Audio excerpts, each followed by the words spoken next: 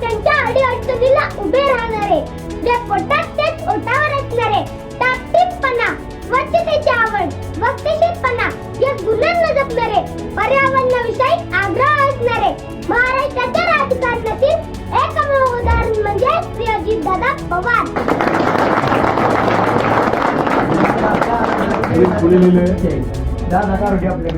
शरदाच्या चांदण्यात अजित आमचं गाव आहे, शरदाच्या चांदण्यात अजित आमचं गाव आहे, सोनेत्रातील स्वप्न इथे सध्या उतरत आहे, काही दिशात घुमतो तो फक्त काटेवाडीचाच आवाज आहे, काटेवाडीचाच आवाज आहे. नमस्कार, मी देवश प्रत्त लखन पाथरकर, जिल्हा परिषद प्राथमिक शाळा काटेवाडी, इयत्ता दुसरीचा विद्यार्थी. विषय मांडत आहे जागता राजा अजितदादा पवार. मित्रांनो, वरील काही ओळींवरून आपल्या लक्षात आले असेल की माझे गाव आहे पुणे जिल्ह्यातील बारामती तालुक्यातील काटेवाडी. माझे गाव म्हणजे कर्मयोग्यांची कर्मभूमी, धर्मयोग्यांची धर्मभूमी. अशा या कर्मयोगी धर्मयोगी भूमीमध्ये अनेक नवरत्ने जन्माला आली आणि यापैकी बाबांना कशी सोने म्हणजे आमचे लाडके अजितदादा पवार साहेब. कठोर शिस्त, स्पष्ट वक्तृत्व, धडाडीचे नेतृत्व, सर्वस्पर्शी कर्तृत्व, जनसामान्यांशी जुळलेला अनमोल नातो, कधी तिखट प्रहार, कधी हास्य खळखळत, आजवर त्यांनी परतून लावले संकटाचे कित्येक प्रहार. आव्हानांना पूर्ण उतरतात लढवय अजित पवार. अशा राजकारणातील दादा व्यक्तिमत्वाला विनम्र असे अभिवादन करून मी माझ्या विषयाची सुरुवात करतो. आणि कशा राजकारणात दिलेला शब्द पूर्ण करण्यासाठी प्रसंगी नुकसान सहन करतील, टीका आणि टोकाचा विरोध सहन करतील, पण दिलेला शब्द पाळणारच. असे नेते बोटावर मोजणे इतकेच आहेत.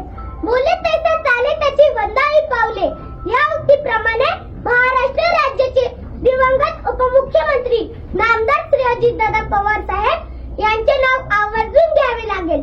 प्रशासनावर मजबूत पकड, पक्ष संघटनेवर मजबूत पकड, दिलेला शब्द पाळणारे, पाहतो, करतो, बघू अशा शब्दांना ज्यांच्या शब्दसंग्रहात स्थान नाही, कार्यकर्त्यांची पूर्ण माहिती असणारे, कार्यकर्त्यांच्या अडीअडचणीला उभे राहणारे, जे पोटात तेच ओठावर असणारे, टापटीपपणा, स्वच्छतेची आवड, वक्तशीरपणा या गुणांना जपणारे, पर्यावरणाविषयी आग्रह असणारे, महाराष्ट्राच्या राजकारणातील एकमेव उदाहरण म्हणजे श्री अजितदादा पवार.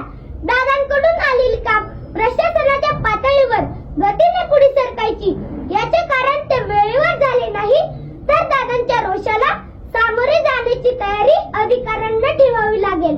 दादांचा आग्रह जनहिताच्या कामासाठी असायचा, त्यामुळे दादांकडून आलेली कामे वेगाने मार्गी लावली जायची. म्हणूनच प्रशासनात दादांचा जेवढा दरारा होता तेवढा आधारही होता. दूरदृष्टी, धडाडी, अचूक नियोजन, अचूक धोरण, अचूक निर्णय क्षमता यांच्या जोडीला माणुसकीचा ओलावा जपणाऱ्या या सामर्थ्यवान नेत्याच्या रक्तात फक्त आणि फक्त विकासाचे ध्येय भिनलेले होते. पिंपरी चिंचवड आणि बारामती सारख्या शहराच्या शिरावर डोळे दिपवून टाकणाऱ्या विकास कामाचे कोंदण लावणाऱ्या अजितदादांच्या हातात राज्याची सत्ता आल्यानंतर महाराष्ट्राची प्रगती ही तितक्याच जोमाने होऊ लागली. यात मात्र शंका नाही. संपूर्ण महाराष्ट्रात दादांना आणि त्यांच्या कार्यपद्धतीला मानणारा मोठा वर्ग आहे. चुकीच्या कामांना दादा परखडपणे विरोध करतात, तर लोक उपयोगी कामात अडचण आली तर त्यांचा परखडपणा कामात दिसतो. काम झाल्यानंतर त्यांचे महत्व व दादांची कल्पक दृष्टी लोकांना समजते. महाराष्ट्रातील सर्वात कार्यक्षम नेता कोण, तर ते अजितदादा पवार होय. सकाळी 6 वाजता कामाची सुरुवात केली, रात्री 1-1:30 वाजेपर्यंत वर्षातील सर्व दिवस सलग काम करण्याची क्षमता असलेला एकही नेता राज्यात सापडणार नाही. प्रचंड प्रवास, दिवसभरात हजारो लोकांना भेटणे, अधिकाऱ्यांच्या सलग बैठका घेणे अशी सगळी कामे दादा तितक्याच कार्यक्षमतेने करत होते. म्हणूनच मी म्हणेन, अशा अनेक गुणांनी संपन्न असलेले माझे दादा एक अद्भुत रसायन होते. अजितदादा हे दूरदर्शी, वास्तूक विशारद होते. बारामती, पिंपरी चिंचवड अशा शहरांना घडवत असताना सोना ज्याप्रमाणे दागिन्याची कलाकुसर करतो, त्याच बारकाईने प्रकल्पाच्या अंमलबजावणीवर लक्ष ठेवले. या प्रकल्पाच्या भव्यतेमुळे ही शहरे आज महाराष्ट्रात एक नवीन ओळख निर्माण करीत आहे. अचूकता, कलाकुसर आणि गुणवत्ता यांचा मेळ साधत दादाने एखाद्या वास्तुक विशारदप्रमाणे ही शहरे घडवली आहे. ज्ञानपीठ पुरस्कार प्राप्त श्रेष्ठ कवी विंदा करंदीकर यांची एक प्रसिद्ध कविता मला आठवते.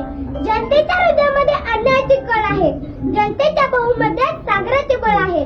जनतेच्या हृदयामध्ये अन्यायाची कळ आणि जनतेच्या बाहूमध्ये सागराचे बळ ज्याला ओळखता येते तो लोकप्रमुख राज्यकर्ता होऊ शकतो.